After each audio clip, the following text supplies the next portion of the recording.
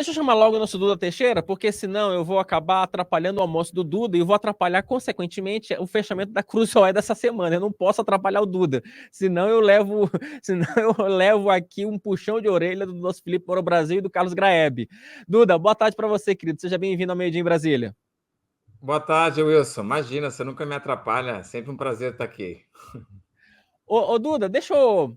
Antes de eu chamar a notícia por si só é que o presidente Lula ontem, mais uma vez, passou pano para o seu amiguinho Nicolás Maduro. Mas ao invés de eu falar a notícia, eu prefiro que o próprio presidente da República fale sobre isso. Matheus, solta o vídeo, por gentileza. Agora, a gente não pode já começar a jogar dúvida antes das eleições acontecerem. Porque aí começa a ter um discurso de prever antecipadamente que vai ter problema. Nós temos que garantir a presunção de inocência até que haja as eleições, para que a gente possa julgar se ela foi democrática, se ela foi decente.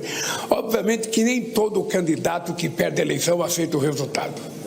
Só eu, que perdi 3 eleições nesse país, e todas as que eu perdi, eu aceitei o resultado tranquilamente.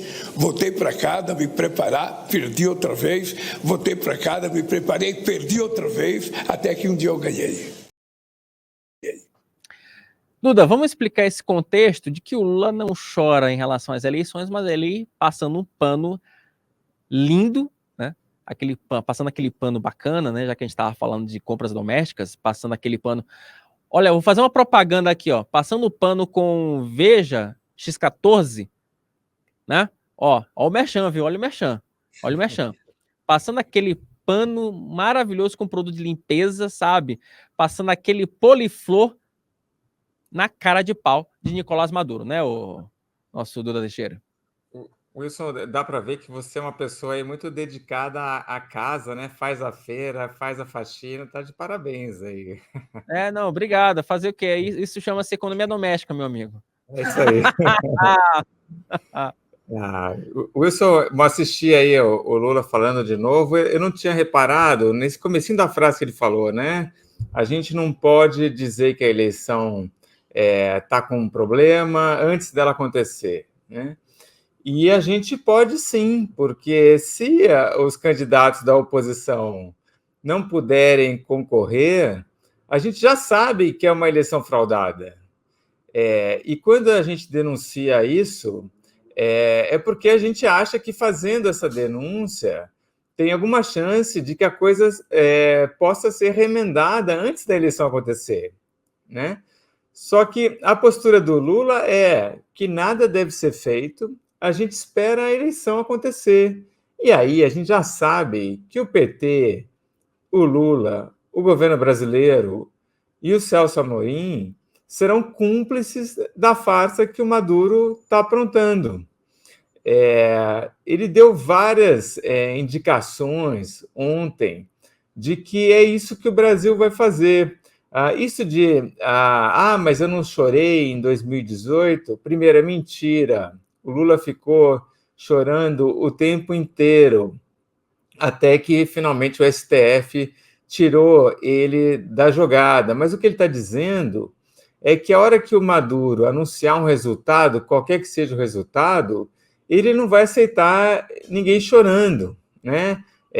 Porque vai ser choro de perdedor, segundo a ideia do Lula, né? Por mais que o Maduro roube nessas eleições aí marcadas para 28 de julho.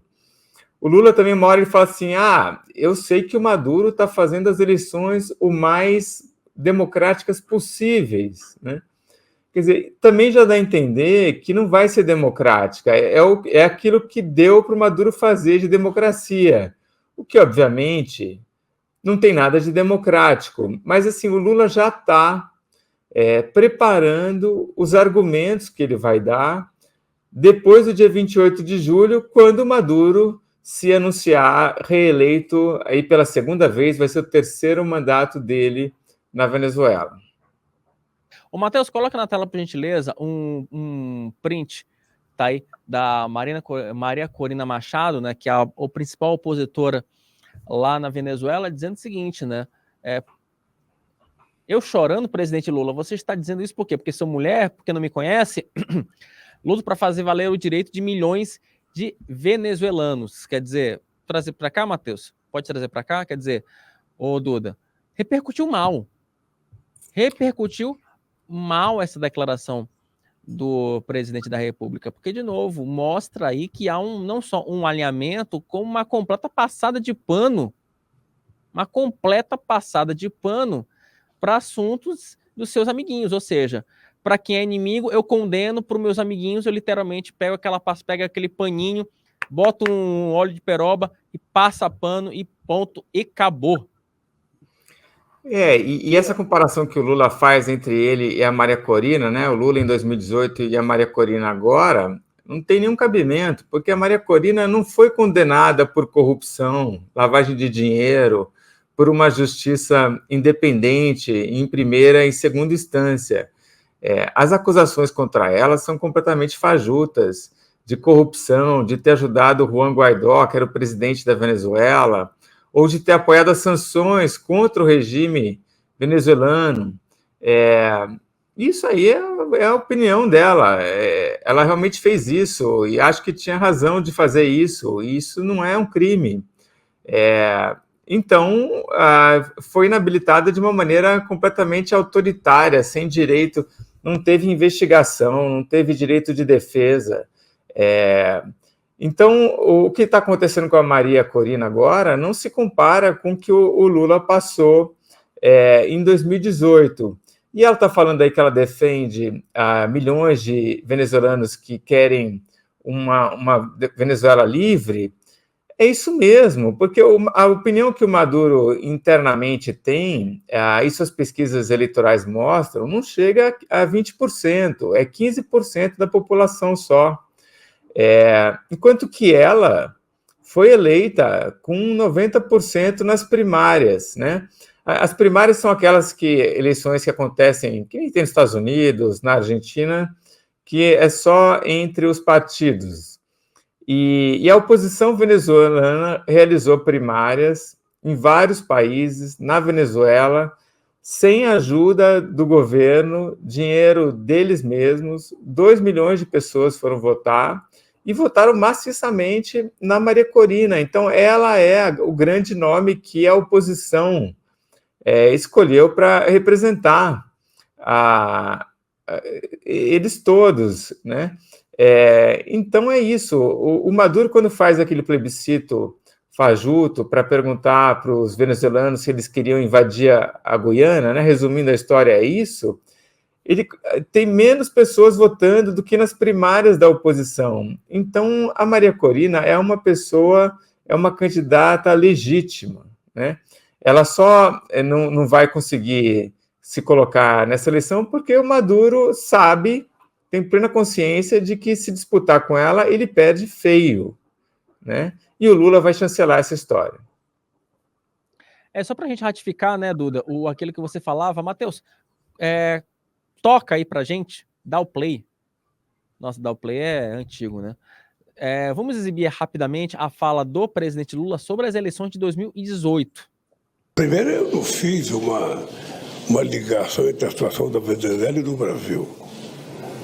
Eu só disse a vocês que houve aqui nesse país, eu fui impedido de concorrer às eleições de 2018.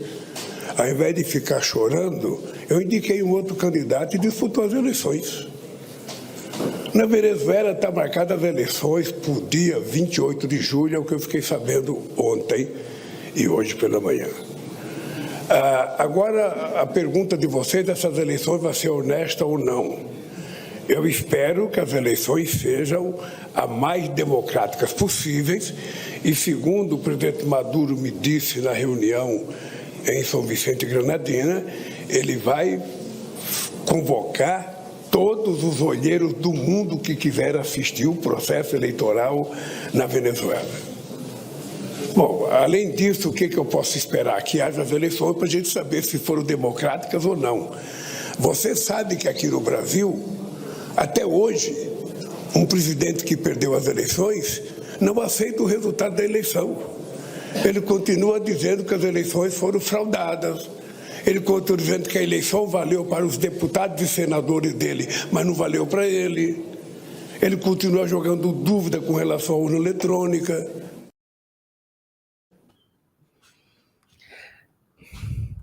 Não é bem assim, não é? Dizer que eu não chorei, que eu não questionei o processo, que eu aceitei tudo bonitinho. Não é bem assim, não, né? Porque antes de o Lula começar a cumprir pena lá na carcerada da Polícia Federal em Curitiba, ele fez uma ampla mobilização lá na sede do ABC e foi erguido pela militância petista, como um sinal de resistência ao que ele julgava ter sido uma decisão injusta do então juiz Sérgio Moro. Então, assim, e outra coisa, para trazer para a verdade dos fatos, não que não estou falando aqui, o Wilson é amante do Bolsonaro ou puxa-saco do Lava Jato, não, só estou trazendo fatos, trabalho com fatos como bom cientista social. Quem aprovou a lei quem deu aval para a lei da ficha limpa foi o próprio Supremo Tribunal Federal.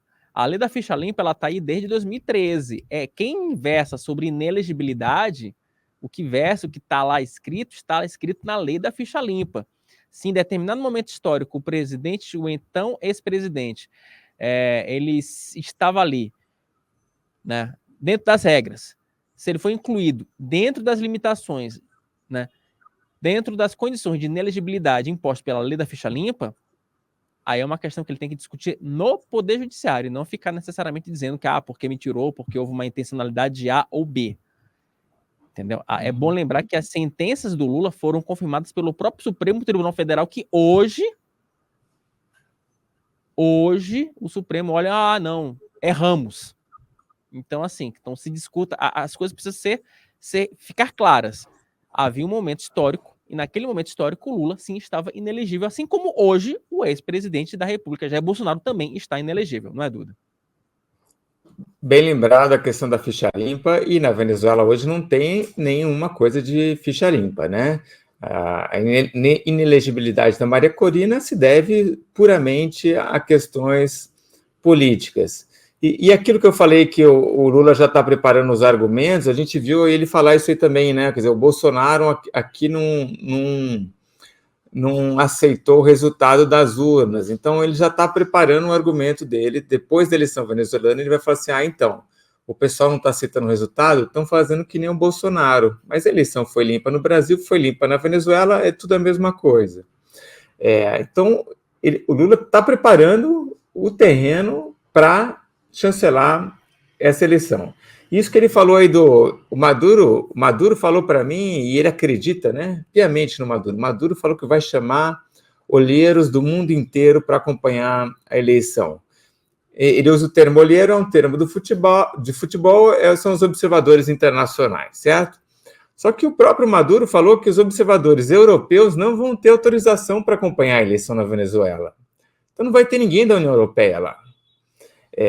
E aí, o governo do Maduro, o que ele vai fazer? Ele vai chamar aqui o pessoal do PT, aquele Rômulo Pereira, né? O cara, ele é ótimo é o secretário de Relações Internacionais do PT, né?